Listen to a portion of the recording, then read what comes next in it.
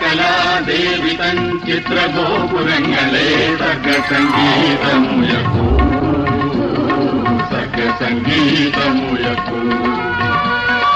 വിശ്വസ്നേഹത്തിന്റെ പൊന്മണി വീണയിൽ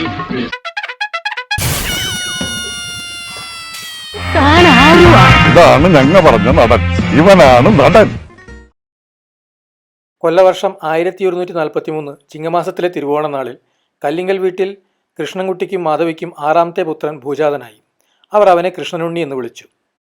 4 വർഷം പ്രായമുള്ള കൃഷ്ണനുണ്ണി രാജേഷ് ഖന്നയുടെ ഹാത്തി മേര സാത്തി എന്ന സിനിമ കണ്ടതിൽ പിന്നെ തൻ്റെ നാമധേയം സ്വയം രാജേഷ് എന്നാക്കി. അതിൽ പിന്നെ കൃഷ്ണൻ എന്ന് ആര് വിളിച്ചാലും തിരിഞ്ഞു നോക്കില്ല എന്ന് ഒരു ഭീഷ്മ ശപഥവും എടുത്തു. എന്തിനധികം പറയുന്നു, വിദ്യാലയത്തിൽ പോയി പേര് രാജേഷ് എന്ന് തിരുത്തേണ്ടി വന്നു മാതാപിതാക്കൾക്ക്.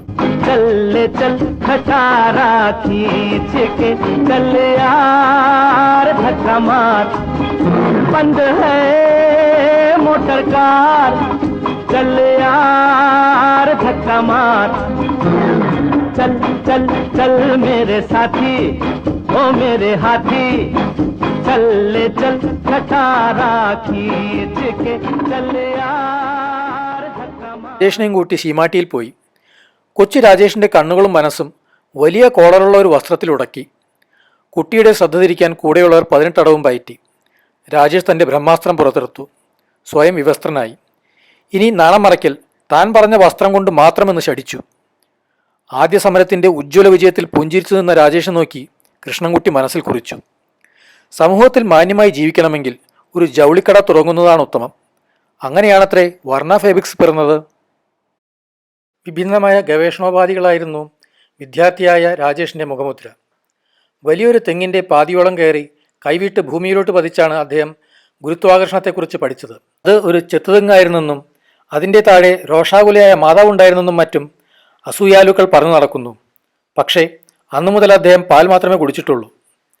ആമാശയത്തിലെത്തുന്ന ഭക്ഷണത്തിന് അനുപാതമായി ശരീരത്തിൻ്റെ ചുറ്റളവ് വർദ്ധിക്കുമെന്ന് തെളിയിക്കാൻ രാജേഷ് സ്വഗാത്രം തന്നെയാണ് ഉപയോഗിച്ചത്.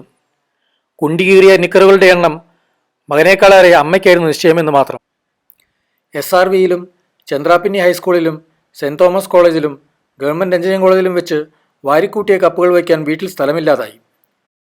High jump, pole vault, shuttle badminton, cricket എന്നീ ഇനങ്ങളിൽ മാത്രം ശ്രദ്ധ കേന്ദ്രീകരിച്ചതുകൊണ്ട് കപ്പുകൾ ഒരു മുറിയിൽ ഒതുക്കാൻ സാധിച്ചു.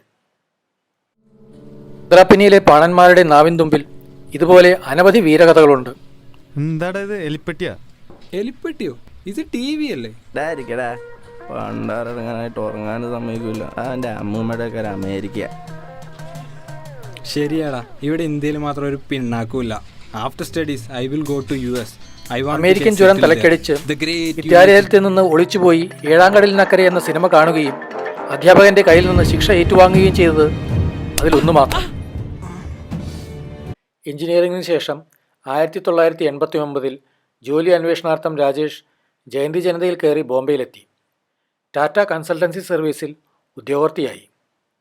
ഇന്ത്യയുടെ തലച്ചോറ് വിദേശത്തേക്ക് കയറ്റി അയക്കുന്നത് തടയാൻ നിന്ന ശിവസേനക്കാരെ കബളിപ്പിച്ച് അമേരിക്കയുടെ മദ്രാസിലെ കോൺസുലേറ്റിൽ നിന്ന് വിസ തരപ്പെടുത്തി അവർ രാജേഷിനെ സാൻ ഫ്രാൻസിസ്കോയിലേക്ക് അയച്ചു.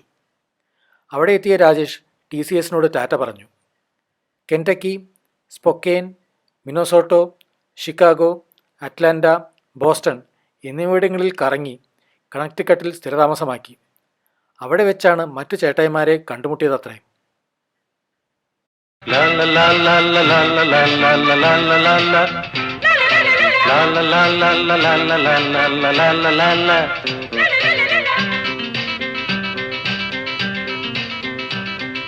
മലരും കിളിയും ഒരു കുടുംബം, നദിയും കടലും ഒരു കുടുംബം, നദിയുടെ കരയിൽ കിളികൾ പോലെ നിങ്ങൾ വിടർത്തും വസന്തം.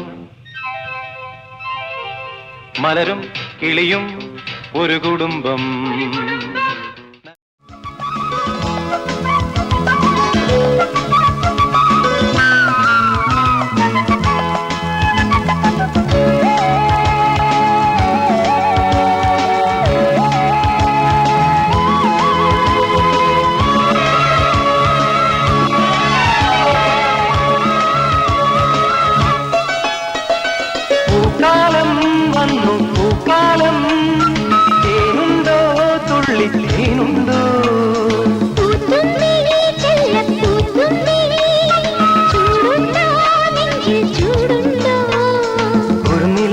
മനസ്സിൽ ഏഴുനീല പന്തലൊരുങ്ങി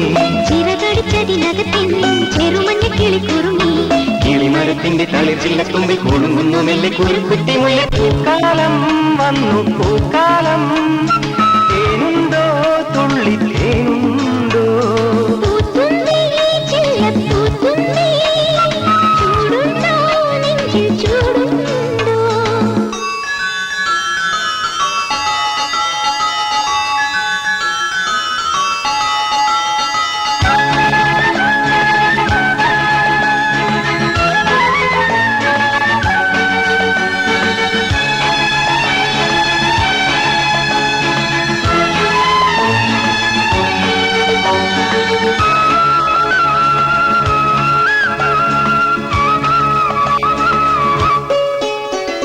പൂങ്കാറ്റിനുള്ളിൽ പൂച്ചൂടി നിൽക്കും പൂവാകയിൽ നാം പൂമേട തീർക്കും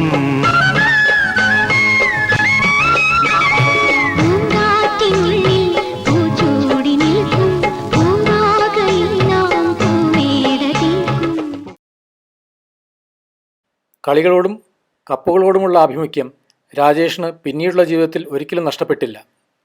കണക്റ്റിക്കട്ടിൽ സ്റ്റേറ്റ് ബാഡ്മിൻ്റൺ ചാമ്പ്യനായിരുന്നു അദ്ദേഹം.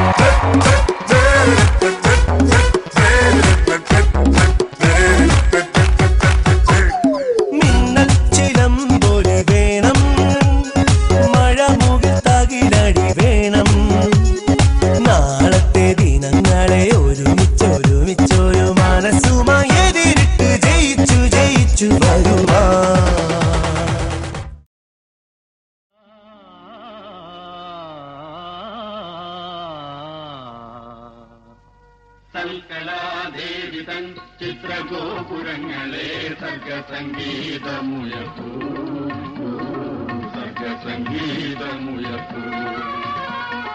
സൽക്കലാദേവി തൻ ചിത്രഗോപുരങ്ങളെ സർഗസംഗീതമുയർത്തൂ. ഇവനാണ് നടൻ.